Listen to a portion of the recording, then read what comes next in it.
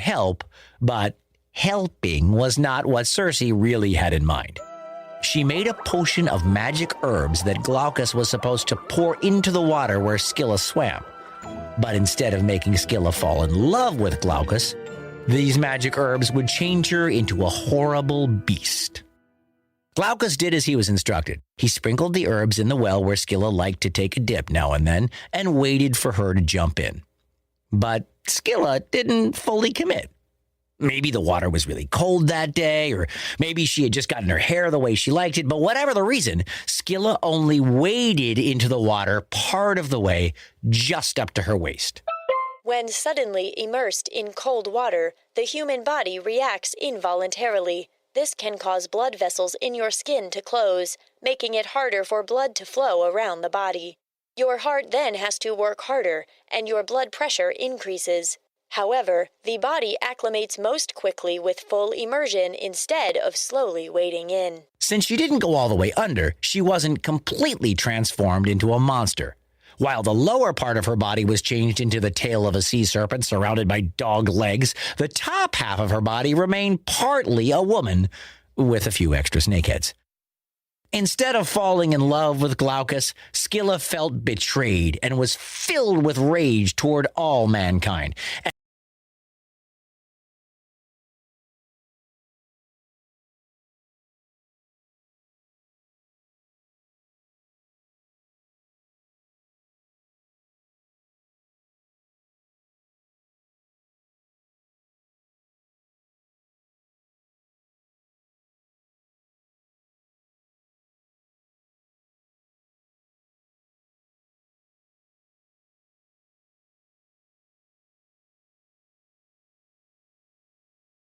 Into a monster.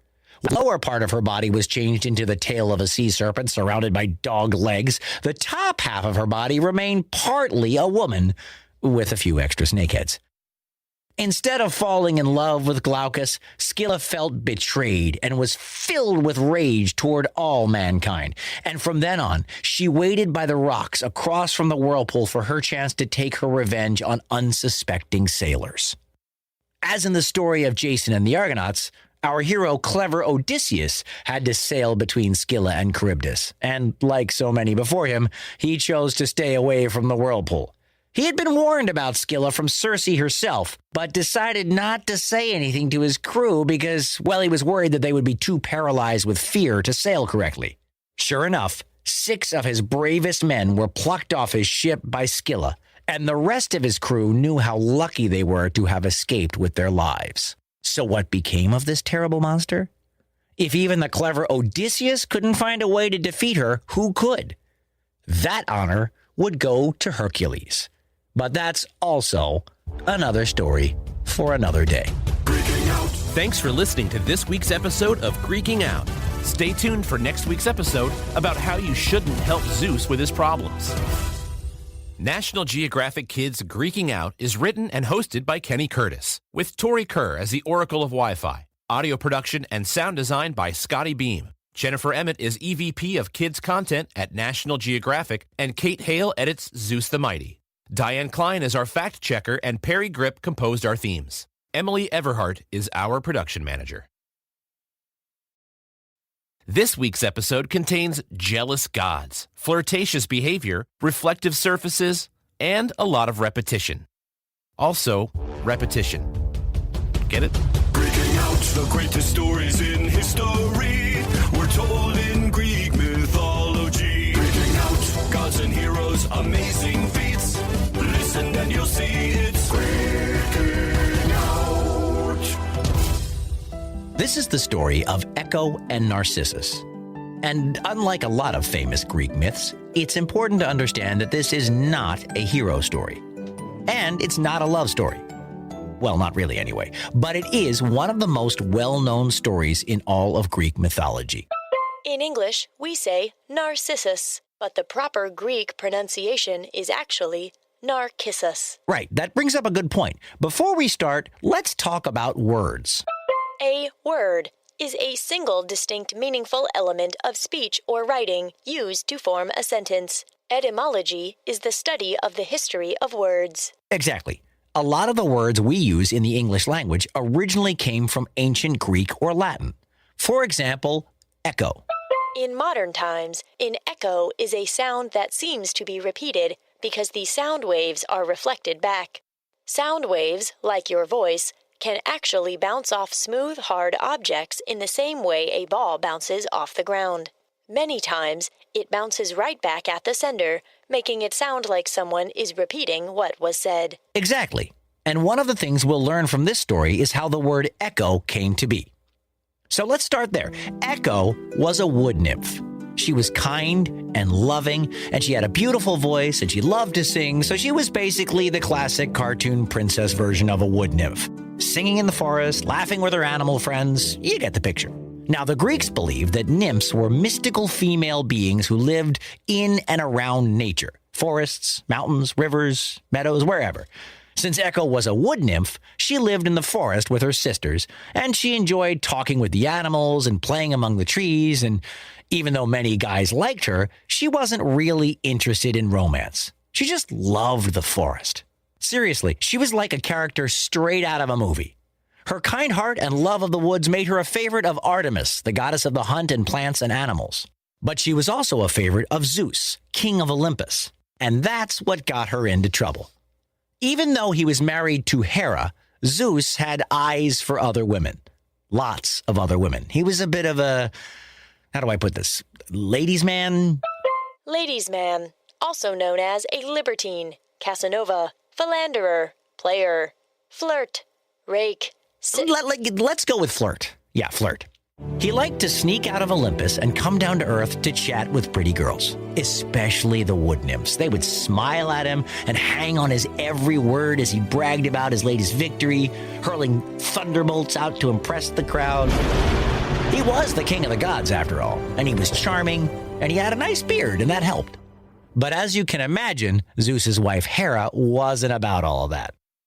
As soon as she found out Zeus was missing, she would fly down from Olympus and begin scouring the woods for her husband. Zeus usually made a quick escape before Hera found him, but on one particular day, Hera was too quick. She nearly caught him. Thinking quickly, Echo stepped in to help. She never really flirted with Zeus herself, but she didn't want anything bad to happen to her sisters, so she distracted Hera, because although Hera was the goddess of women and marriage, she was mostly known for the horrible punishments she used on people who displeased her. "Hello, my queen. My, you look beautiful today. Love the hair. Is that a new crown?" Echo was very charming and sweet, as you know, so it worked, and Zeus made his getaway. But unfortunately, that wasn't the end of it. Zeus was always willing to push his luck. He figured if it worked once, it'll work again. So he instructed Echo to keep an eye out for Hera and to distract her every time he visited the woods.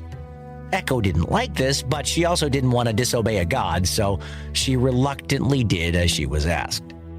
Sometimes it was a compliment. "Nice gown." Sometimes it was a good story. "I heard Hermes stole an entire herd of cattle." Sometimes it was a question. "Do you like this flower crown I made? Be honest."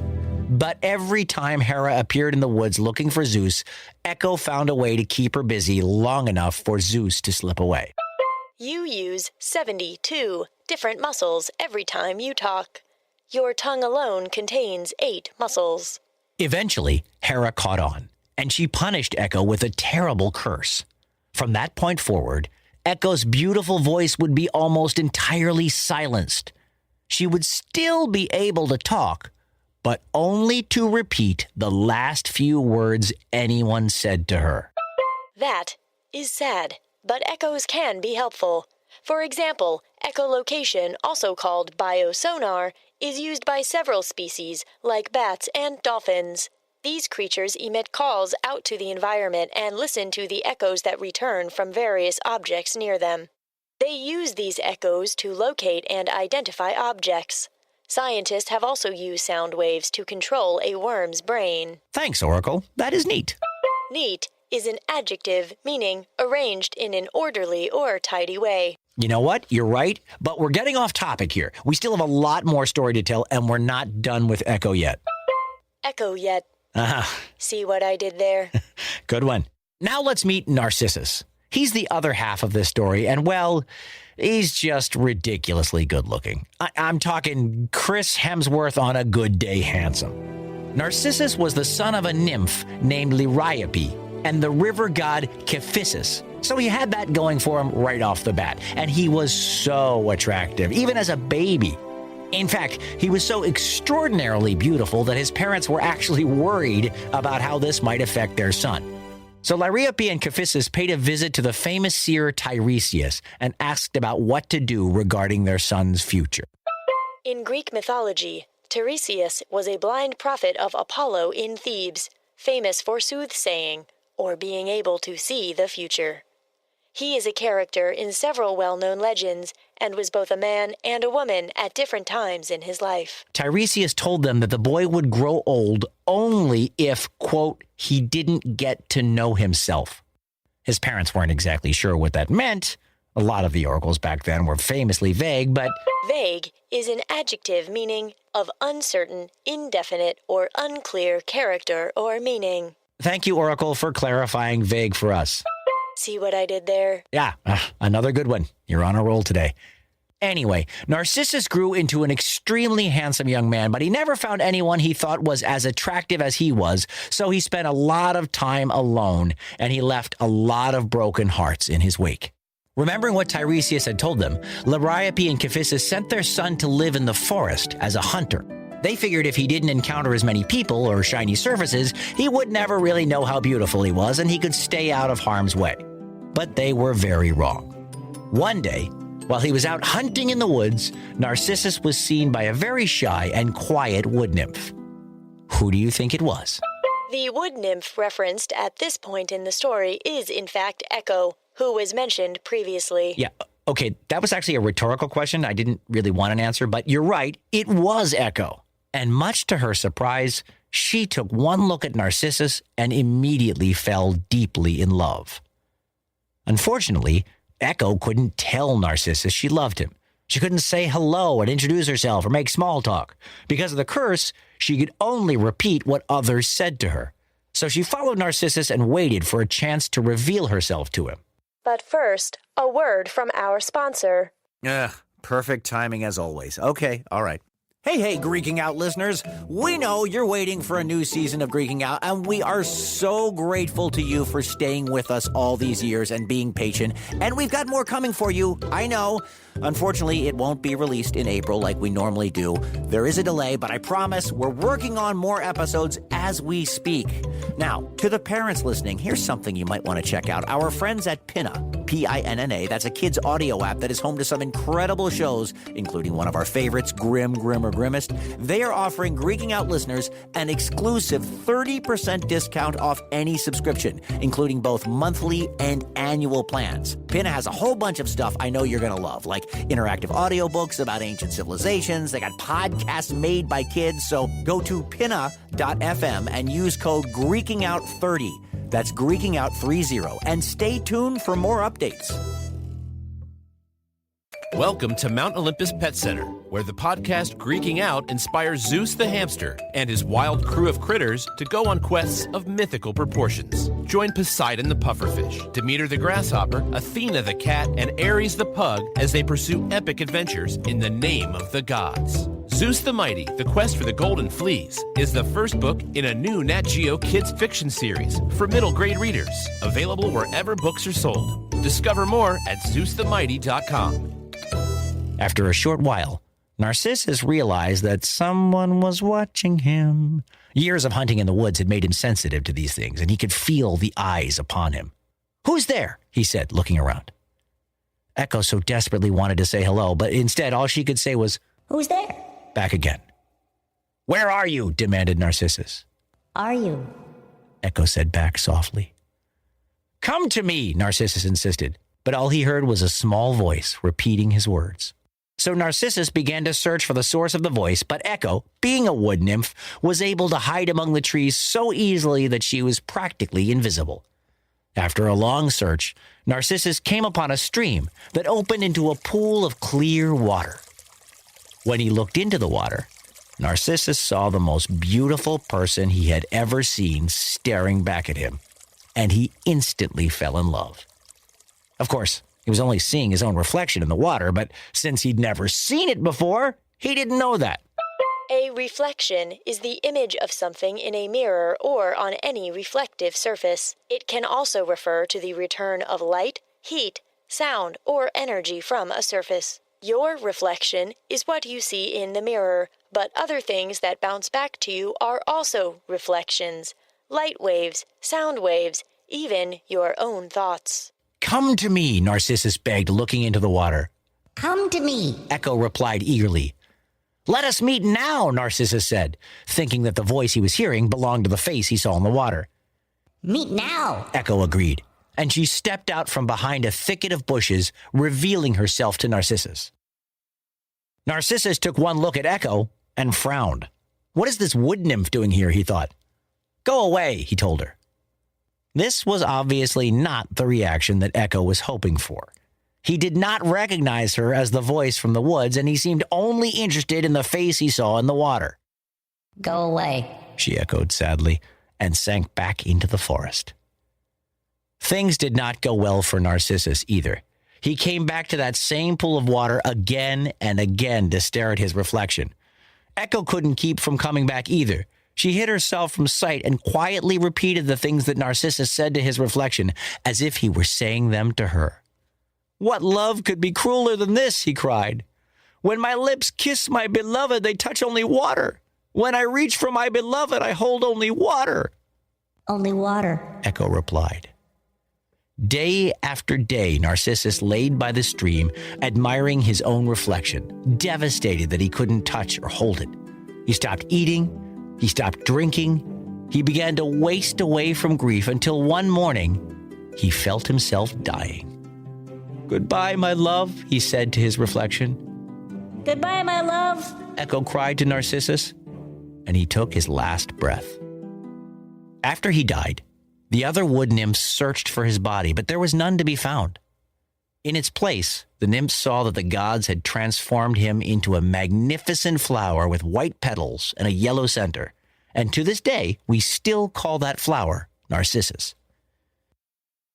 As for Echo, she was so forlorn and sad after what had happened that she hid herself in a cave in the mountains for the remainder of her days. She began to fade away until all that was left of her was her voice. And even now, Echo's distant voice can still be heard in the mountain caves, repeating the last words that anyone says. That was a bummer. Yeah, I know. But some real talk here. Not all stories will have happy endings. But that doesn't mean that they're not important. Freaking out. Thanks for listening to this week's episode of Greeking Out. Stay tuned for next week's episode about a weaver with a lot to say. National Geographic Kids' Greeking Out is written and hosted by Kenny Curtis, with Tori Kerr as the Oracle of Wi-Fi. Audio production and sound design by Scotty Beam. Jennifer Emmett is EVP of Kids Content at National Geographic, and Kate Hale edits Zeus the Mighty. Diane Klein is our fact checker, and Perry Grip composed our themes. Emily Everhart is our production manager. This week's story features spinning, weaving, a lot of bragging, and some gods in disguise. Please pay close attention. Freaking out. The greatest stories in history were told in Greek mythology. Freaking out. Gods and heroes, amazing feats. Listen and you'll see it's freaking out. This is the story of Arachne the Weaver, and it is a story about a contest between a mortal and a god. It is a story about talent, pride, and respect. But it is also a story about fabric. Most of the clothes we wear today come from a store, or if you're me, your older brother. But most of us never see how these clothes are made. In ancient Greece, the fabrics for clothes and blankets and rugs were all made the same way, by weaving with a loom. A loom is a device used to weave cloth and tapestries. The user stretches out a set of threads on the rack of the loom and then weaves another set of threads over and under and back and forth. To really understand the story of Arachne, you need to get this. Take a look at what you're wearing. If it's the right kind of material, and you look really closely, you may be able to see the tiny threads that are stitched together to make the cloth. Nowadays, that's all done by machine. But thousands of years ago, these threads were woven together by hand on a loom. And the people who did this important work were mostly women and known as weavers. As part of the Industrial Revolution, weaving switched from hand to machine work. John Kay invented the flying shuttle in 1733 and allowed the weaving of wider fabric made faster. The first factories for weaving were built in 1785. Arachne was a weaver, and she was good. In fact, she was famous for it. Throughout the country, far and wide, people knew of Arachne's skill at the loom. In fact, she was so good that people would come and actually just sit and watch her weave together the most beautiful fabrics. And Arachne loved doing it. A lot of the stories from Greek mythology are about heroes who were descended from gods. They were skilled and gifted because they were part Olympian. But this wasn't the case for Arachne. She was just a regular mortal who was exceptionally good at making stuff on a loom. And how did she get so good? Practice. She did it all the time. And she did it all the time because she loved doing it. It was fun to her. The more she would weave, the better she would get. And since she wove all the time, she got really good. In fact, she became the best. Practice is the act of rehearsing a behavior over and over, or engaging in an activity again and again, for the purpose of improving or mastering it, as in the phrase, practice makes perfect. If one enjoys the activity being rehearsed, it can be quite pleasing. Arachne was all about the weaving. Day in and day out, she would make the most beautiful tapestries and blankets and clothes. In all the world, there was no weave so tight, no embroidery so detailed, no colors so bright. Everything she wove was breathtaking. She became so popular that crowds would gather to watch her weave. Even nymphs and dryads would leave the woods and fields to come and watch her work. One day, one of them said to her, "Miss, your skills are so great, the goddess Athena must have taught you how to weave." It was meant as a compliment, but Arachne didn't see it that way. She didn't want anyone else taking credit for her skill, not even the gray-eyed Athena, the goddess who protected all crafting and household arts. It's like if somebody said to you, "Wow, you're so lucky you got a good grade." Was it luck, or did you work really hard for your grade? "I did not learn from Athena," Arachne said in response. "My talent is my own. I am the greatest weaver by my own hand and no one else's." At that, an old woman in the crowd spoke up. "But surely your skill is allowed by the grace of the gods, my child. You are only a mortal." Arachne replied, "Athena does not allow me to be good. I am good. I may even be better than the goddess herself." At this, the woman began to transform. The old crone was suddenly gone, and in her place was a tall, elegant, and powerful-looking woman wearing a breastplate made of leather, with gray eyes, dark hair, and a golden helmet. The old woman's walking cane was now a spear, and her tattered cloak had changed into a shining white dress. It was the goddess Athena herself. Athena is known as the Greek goddess of wisdom and war, but she was also a very important patron of many other things. She is goddess of wisdom, courage, inspiration, civilization, law and justice, strategic warfare, mathematics, strength, strategy, and the arts, crafts, and skills. What all these things have in common is creativity. The Greeks saw Athena as the goddess who could turn on your creativity so you saw a way to move forward. In battle, in creative projects, and more.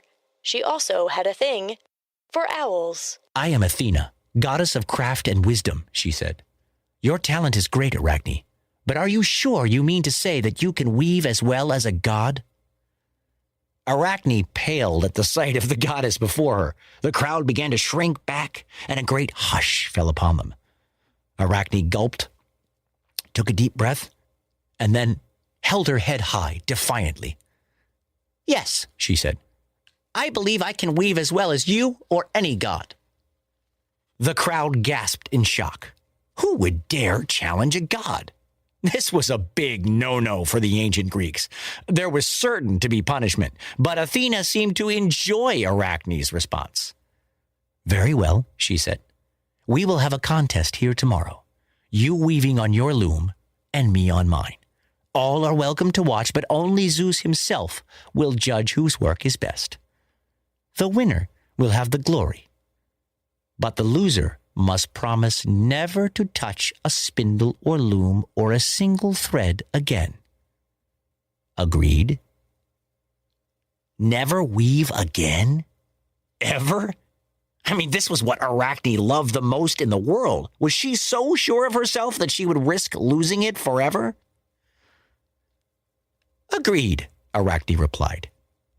Apparently she was. But first, a word from our sponsor. Yeah, but I was okay, we gotta pay the bills. All right, fine. Hey, Greeking Out listeners. We know you're waiting for a new season of Greeking Out, and we are so grateful to you for staying with us all these years and being patient. And we've got more coming for you, I know. Unfortunately, it won't be released in April like we normally do. There is a delay, but I promise we're working on more episodes as we speak. Now, to the parents listening, here's something you might want to check out. Our friends at Pinna, P-I-N-N-A, that's a kids' audio app that is home to some incredible shows, including one of our favorites, Grim, or Grimmest. They are offering Greeking Out listeners an exclusive 30% discount off any subscription, including both monthly and annual plans. Pinna has a whole bunch of stuff I know you're going to love, like interactive audiobooks about ancient civilizations. They got podcasts made by kids. So go to pinna.fm and use code GreekingOut30. That's GreekingOut30. And stay tuned for more updates. Welcome to Mount Olympus Pet Center, where the podcast Greeking Out inspires Zeus the hamster and his wild crew of critters to go on quests of mythical proportions. Join Poseidon the pufferfish, Demeter the grasshopper, Athena the cat, and Ares the pug as they pursue epic adventures in the name of the gods. Zeus the Mighty, The Quest for the Golden Fleece, is the first book in a new Nat Geo kids fiction series for middle grade readers, available wherever books are sold. Discover more at ZeusTheMighty.com. When the time came for the contest, a great crowd had gathered to witness the event. The mighty Zeus and the other gods of Olympus seated themselves among the clouds to watch the two weavers work, and what work they did. Their hands flew back and forth across the looms, over and under and around, weaving the different color threads into the fabric until eventually shapes and images and pictures began to form. Athena was angry at Arachne for being so prideful, but she was also impressed with the mortal's courage and determination. She just wanted Arachne to learn a lesson in humility, so she spun her threads into a beautiful tapestry that seemed more like a painting. And this painting depicted scenes of Athena's triumphs and some of the gods' victories over the mortals who challenged them. The tapestry glowed like a piece of the sun and was as colorful as the rainbow. A tapestry is a piece of thick textile fabric with pictures or designs formed by weaving colored threads. A rainbow is a meteorological phenomenon caused by the dispersion of light in water droplets. This results in a spectrum of light appearing in the sky, taking the form of a multicolored circular arc. Rainbows that show up at night are called moonbows. But Arachne didn't get the hint. Or maybe she did and decided to ignore it. But either way, she made her loom sing a very different song. This is not meant literally. Looms don't sing. They don't do anything. They are inanimate objects that people use to weave. Arachne's tapestry told the story of the different ways the gods had mistreated mortals over the years. It was a rich and complex collage of scenes, so many examples of how humans were often punished by the gods without reason. And Arachne even went so far as to mock the gods, depicting Zeus and Apollo as silly animals. And yet, this tapestry was also glorious. There had never been anything like it woven before. It was sad and breathtaking, but also disrespectful toward the gods. And in the general opinion of the crowd, it was way better than Athena's tapestry. Such beauty, such amazing craftsmanship, truly a sight to behold. But remember, the crowd did not get to choose the winner. Zeus did. And this contest had yielded such spectacular results that he decided to come down from Olympus to see each weaving up close. Zeus watched over Athena as she wove with great pride.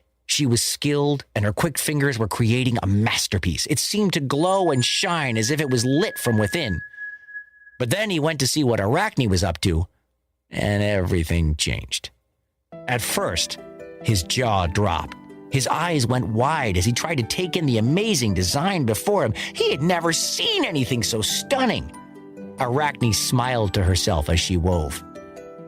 This is... It was clear the king of the gods was overwhelmed. He was almost at a loss for words. This is so beautiful it belongs in Olympus. Such detail. These pictures are... And then he looked closely at one of the scenes where a donkey wearing a crown was hurling a thunderbolt at an unsuspecting human, and another where a pig descended from a cloud to steal a herd of cattle. And Zeus's mood began to change. He fixed his eyes on Arachne, but she wisely chose not to meet his gaze, instead keeping her head down to continue working even though she knew she was in danger. "The winner is Athena," the mighty Zeus decreed to the crowd.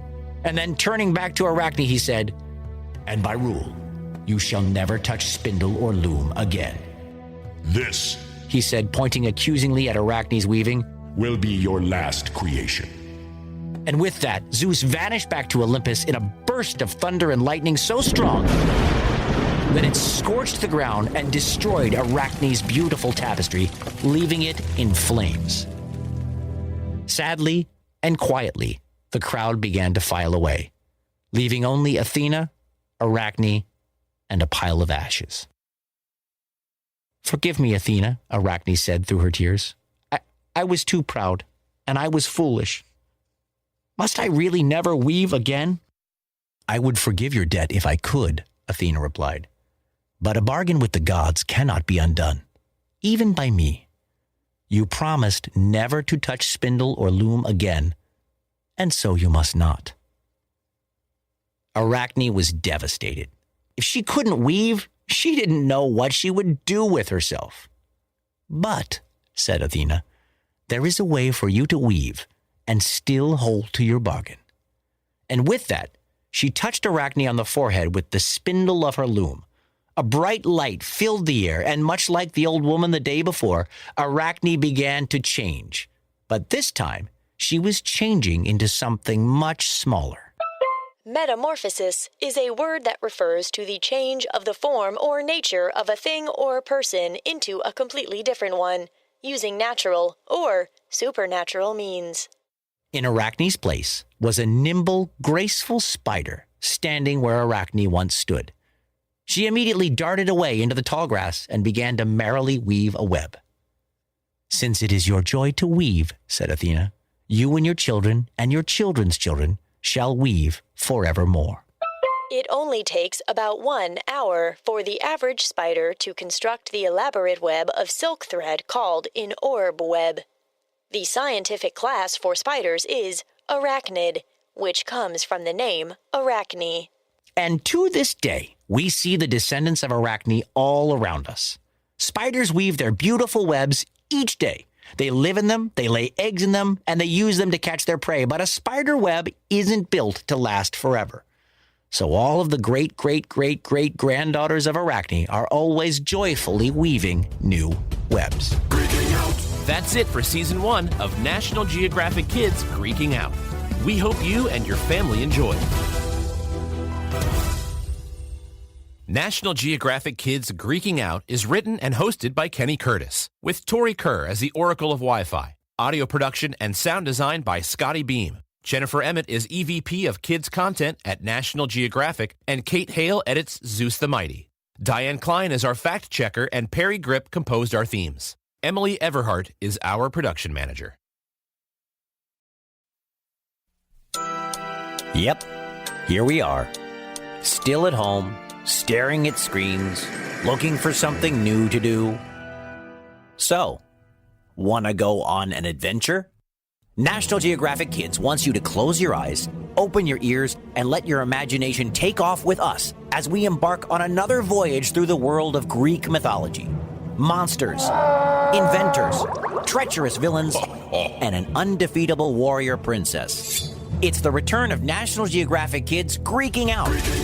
Classic stories of Greek heroes retold for today's kids and families in a limited engagement podcast from National Geographic. I'm your storyteller, Kenny Curtis, from SiriusXM's Kids Place Live. A 30-year children's programming veteran and host of a national radio show for kids on satellite radio. And that's the Oracle of Wi-Fi. A digital assistant supporting the narrative with factual content to help provide context. And we want you to Greek out with us and our heroes this season as they fight a minotaur in a maze, take to the sky like a bird, travel to the underworld for lost love, and more. Meet legendary adventurers like Daedalus, Hello. Theseus, Hi there. and the warrior princess Atalanta. The earliest known versions of these stories date back more than 2,700 years, appearing in the works of Greek poets Homer and Hesiod. But some of these myths are much older. And now kids in today's world can relive those famous adventures. Also featured in National Geographic Kids' new book series, Zeus the Mighty. The greatest tales ever told, brought to life again by National Geographic. It's the return of National Geographic Kids Greeking Out. The new season of the weekly podcast series premieres on May 15th.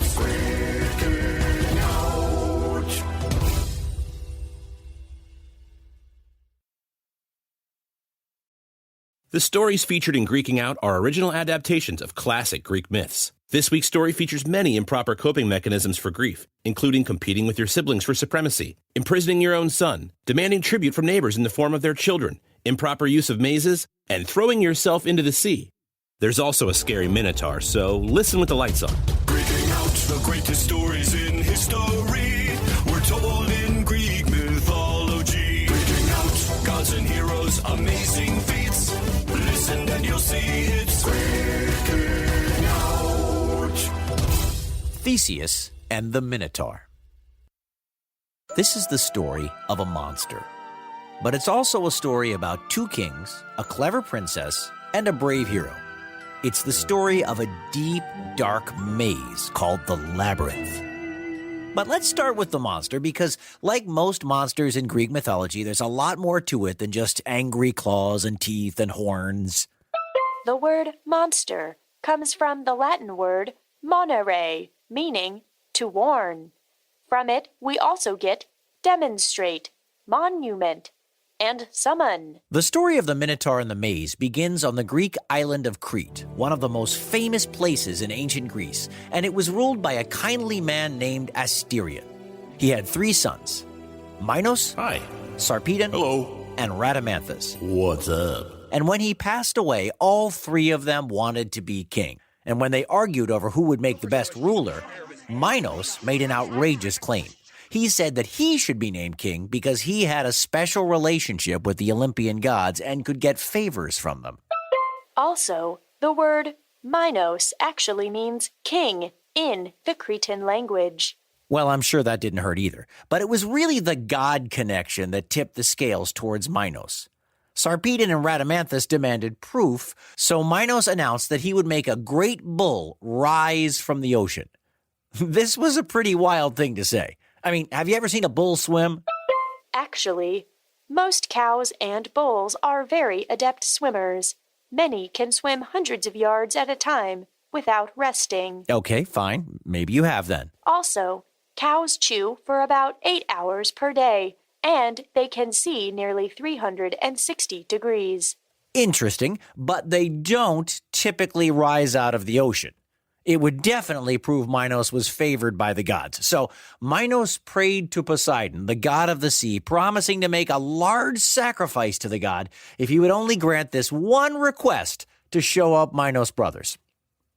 When a massive white bull rose from the waves of the sea and presented itself to Minos, Rhadamanthus and Sarpedon had to admit that it was pretty impressive. They agreed that Minos should become ruler of Crete, and in return, he immediately banished his brothers from the island forever. And he did not fulfill his vow to Poseidon. Did he learn nothing from our episode about Arachne? Right? It's one thing to be rude to your brothers. It's entirely another thing to deliberately anger the gods. Poseidon was furious about the lack of respect Minos showed for him. So he decided to take revenge. Instead of acting against King Minos directly, Poseidon cursed his wife, Queen Pasiphae, so that their first son was born a monster, a wild, snarling creature with the head and tail of a bull. King Minos was devastated. Pasiphae tried her best to raise the baby. She even named him Asterion after his grandfather. But as he grew, he became ferocious and dangerous. He even started attacking people.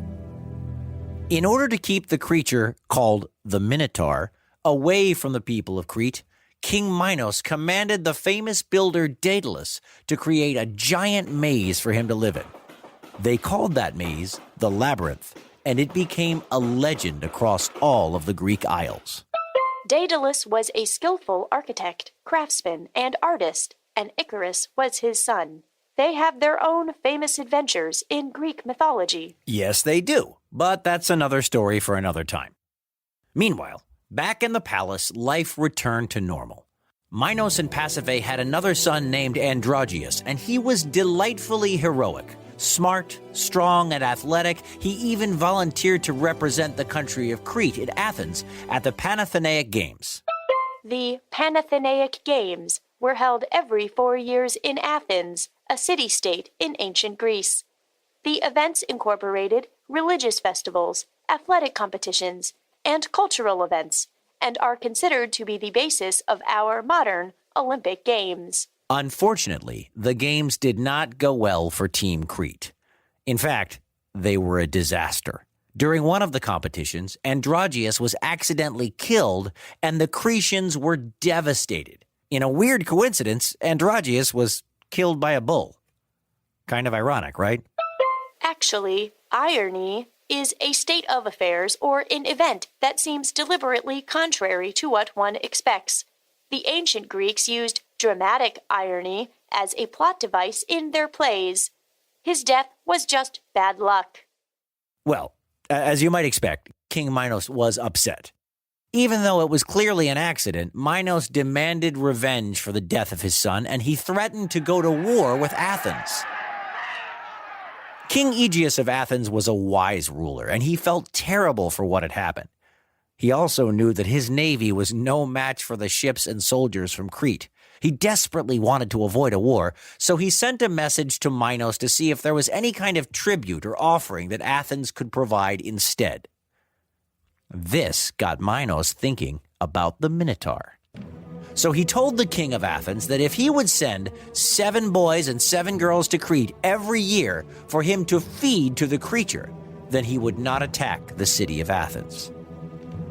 For 3 long years, the Athenians sent 7 boys and 7 girls to the island of Crete, where they would be set loose in the maze with the Minotaur. It was nearly impossible not to get lost in there, so the Minotaur would always find them somewhere deep in the labyrinth. If you are ever trapped in a maze, experts today recommend the method of wall following for escaping most standard mazes. Essentially, you place one hand on a wall of the maze and then keep walking. Eventually, you will get out. Hey, Oracle, are a maze and a labyrinth the same thing? While most might say yes, many experts maintain that a labyrinth contains only one path, often spiraling around and folding back on itself, while a maze contains branching paths, presenting the explorer with choices. Well, they both sound complicated, and for our purposes, let's just think of a maze. It makes the story better. So we've got a monster, we've got a man grieving for his favorite son, and we've got the young people of Athens heading to a weirdly complicated death. I don't know about you, but I think our story could use a hero right about now.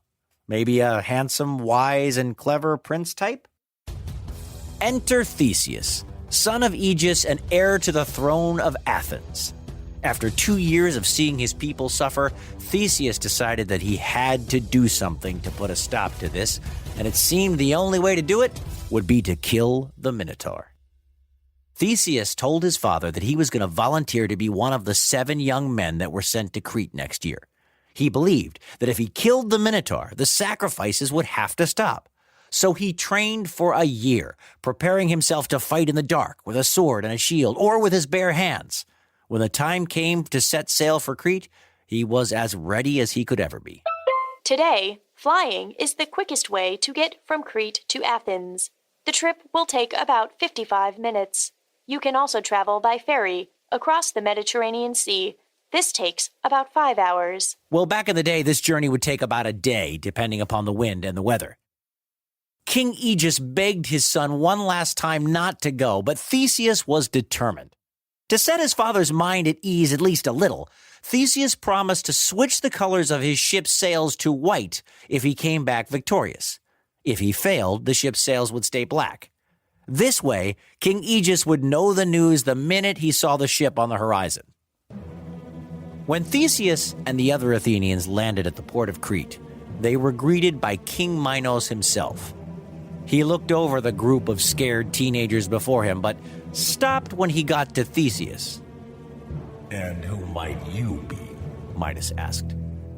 "Why do you not cower and beg like the others?" "I am Theseus," he replied, "seventh son of King Aegeus of Athens. I will enter your maze and slay the monster within. I am not afraid."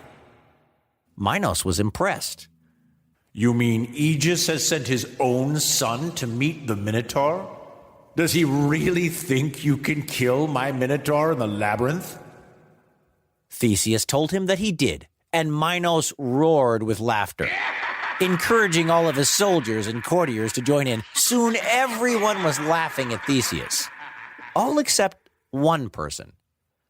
Theseus could see her from the corner of his eyes as he stared straight ahead, absorbing the jeers from Minos and his cronies. She was Ariadne, princess of Crete. She looked like her father, but had the quick brain and compassion of her mother. She felt horrible for Theseus and the Athenians, and she admired his bravery and his determination. King Minos seemed to admire Theseus a bit as well, because he made a deal with the young prince. "Very well, your highness," The king sneered. "I will make you this bargain. If you manage to slay the Minotaur and escape the labyrinth, I will let you and your friends return to your home unharmed." "And you will no longer demand tribute from Athens?" Theseus asked. There was a pause as Minos considered this. He was still hurting from the death of his heroic son, and people who are hurting sometimes just want to hurt other people. King Minos still had some hurting to do, and he didn't want to give in so easily, but what could one scrawny human do against his Minotaur? Even if he got lucky and killed the beast, he would certainly be lost in the labyrinth forever. "Agreed," said Minos, and Theseus allowed himself a small, satisfied smile. It was only there for an instant, but Ariadne noticed. "They go into the labyrinth at dawn tomorrow," the king decreed, and the crowd dispersed as the soldiers began to escort Theseus and the Athenians to their cell for the night. They spent the night in a large cell, like a cage with a wall of iron bars and a dirt floor. While the others went to sleep, Theseus stood guard, thinking about his upcoming fight. In the darkest part of the night, he looked up from his thoughts and saw a familiar face looking at him from the other side of the bars. It was the girl from the docks this morning, the only one who hadn't laughed at him. "I am Ariadne," she said, "daughter of Minos, and I am here to help you." Theseus and Ariadne talked all through the rest of the night.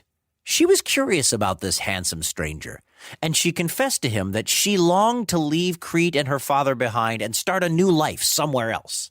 So they made a bargain of their own. If Ariadne helped Theseus defeat the Minotaur, he would take her back to Athens with him. A bargain is an agreement between two or more parties as to what each party will do for the other. In Greek mythology, if you make a bargain, you better stick to it. The next morning, as the first rays of the sun were beginning to break through, the soldiers roused the Athenians and pulled them from their cell, marching them to the entrance of a labyrinth. A wooden door stood open before a long, dark tunnel that led into the side of a mountain. A crowd had gathered to witness the party of Athenians marching towards certain doom. As they made their way to the entrance, Ariadne stepped out from the crowd and spoke briefly to Theseus. "Just inside the door," she said, "there's a sword and a large ball of yarn. Use them well." And with that, she melted back into the crowd, and Theseus and the other Athenian youth were forced inside the labyrinth, The door closed, and their world became blackness. But first, a word from our sponsor. Really? Right now? We were just getting to the good part and the... Okay, whatever. Hey, Greeking Out listeners. We know you're waiting for a new season of Greeking Out, and we are so grateful to you for staying with us all these years and being patient. And we've got more coming for you, I know. Unfortunately, it won't be released in April like we normally do. There is a delay, but I promise we're working on more episodes as we speak. Now, to the parents listening, here's something you might want to check out. Our friends at Pinna, P-I-N-N-A, that's a kids' audio app that is home to some incredible shows, including one of our favorites, Grim, Grimmer, Grimmest. They are offering Greeking Out listeners an exclusive 30% discount off any subscription, including both monthly and annual plans. Pinna has a whole bunch of stuff I know you're going to love, like interactive audiobooks about ancient civilizations. They got podcasts made by kids. So go to pinna.fm and use code GreekingOut30. That's GreekingOut30. And stay tuned for more updates. You met Zeus and his wild critter crew in Zeus the Mighty, Quest for the Golden Fleas. Now, get ready for an all-new Greeking Out-inspired adventure in the Maze of the Menacing Minotaur. Book 2 in the Zeus the Mighty series. Join Zeus, the overconfident hamster, Poseidon the pufferfish, Demeter the grasshopper, Athena the cat, and Ares the pug as they solve the mystery of the labyrinth. Available wherever books are sold. Discover more at bit.ly/go-ZTM. That's bit.ly/GO-ZTM.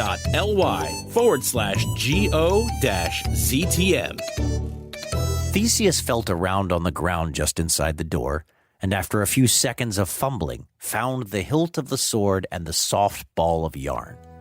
He could feel that one side of the yarn led outside the labyrinth doors. He tugged on it gently and heard someone say softly from the other side, I'll hold this end. Follow the yarn back so you don't get lost. He gave another gentle tug of the yarn so she'd know he'd heard, and told the other boys and girls to wait for him. Slowly, one step at a time, Theseus began to make his way down the dark hall into the labyrinth, letting the string out behind him as he went. The world's largest ball of twine is in Cocker City, Kansas. It presently measures more than 41 feet around, is almost 11 feet tall, and contains more than 8 million feet of twine. It was a long walk in the dark. It was more than dark, actually. It was complete blackness. Not a single sliver of light made its way into the deep tunnels of the labyrinth, but Theseus kept going. There were curves and turns and a couple of dead ends where he had to turn around, but Theseus was always able to find his way. When he got stuck, he was able to follow the yarn Ariadne was patiently holding back a little bit and right his course, moving deeper and deeper into the maze. After what seemed like hours, Theseus stopped to rest.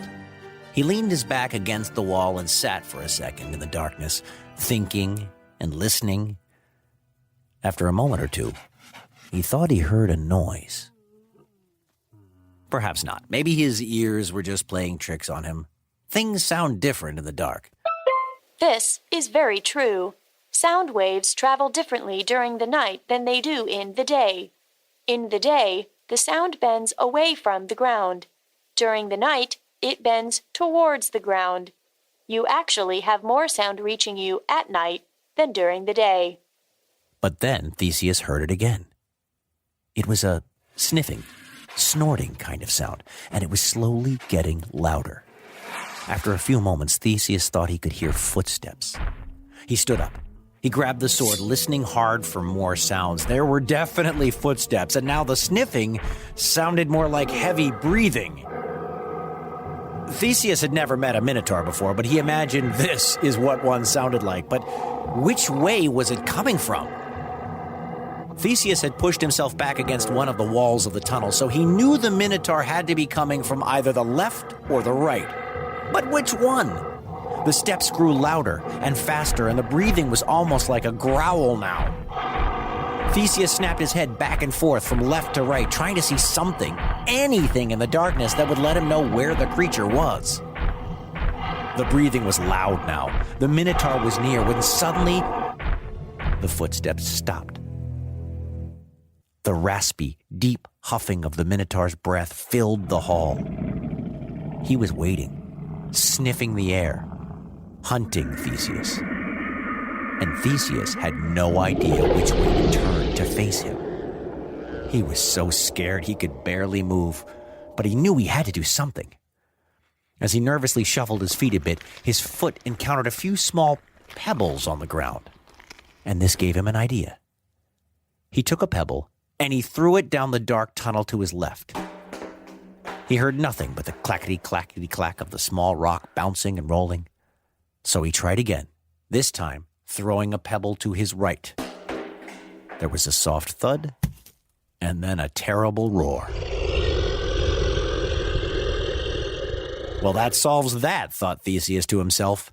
An instant later, the Minotaur charged. Fast, heavy footsteps and a bellow of rage bearing down on Theseus. He only had a second to react. Unable to see anything, Theseus pressed his back even closer to the wall and swung blindly with his sword, waving and chopping, hoping to make contact with something. And he did. Theseus heard a loud snap, and then a roar of outrage, and then the Minotaur was upon him, slamming Theseus and flinging him into the air. He landed hard on the floor of the tunnel. His sword had been knocked from his hand. He could hear it clanging as it hit the ground somewhere nearby. He rolled towards it just as the creature attacked again. Theseus could feel its massive legs stomping the ground where he lay only a second ago. He scrambled for the sword, fumbling in the dark, feeling around for the touch of steel when his hand felt something hard and pointy. It wasn't his sword. Maybe a stick? No, it was a horn. Theseus had broken off one of the Minotaur's horns with his sword. But it didn't matter. He was out of time. As the Minotaur turned and pounced on him, Theseus did the only thing he could do. He thrust the horn forward with all his might, and the beast fell upon it, piercing himself through the heart and collapsing dead upon the Prince of Athens. A cow's horn is made of hard dermal bone, covered by a thin layer of skin and keratinized cells. Unlike the antlers of a deer, horns do not shed or grow back, but they are much harder to break. Theseus managed to pull himself out from under the body of the beast, and once he was sure it was dead, began to feel around for the sword. He was almost giddy with relief. He had done it! He had killed the Minotaur! Athens was free of its debt! All he had to do now was follow the yarn back to Ariadne through the labyrinth, and he was... Wait, where was the yarn? He didn't have the yarn. In all of the chaos and commotion with the Minotaur, Theseus had dropped the ball of yarn. If he didn't find it, he would be trapped in the maze forever. Theseus fought the urge to panic. It was still pitch black in the labyrinth. Theseus didn't know where he was or where he should go, so he prayed to the gods for help. He took a deep breath and thought about what he did know. He knew where the wall was. He knew which direction the creature had come from, so very slowly, Theseus made his way back to the wall, crawling on all fours, feeling around on the ground. Once he found the wall, he headed left, away from where the Minotaur had come from. Keeping his hand on the wall, Theseus slowly retraced his steps one by one until his foot touched something soft. He reached down and found the ball of yarn. See? What did I tell you about the wall thing? Did I call it, or did I call it? Yes, you were right. You called that. You know, these stories would be a lot shorter if people would just listen to the oracle more often. Yeah, you're probably right about that too, but at least things are looking up for our hero. He gave the yarn a gentle tug and felt Ariadne give a tug back.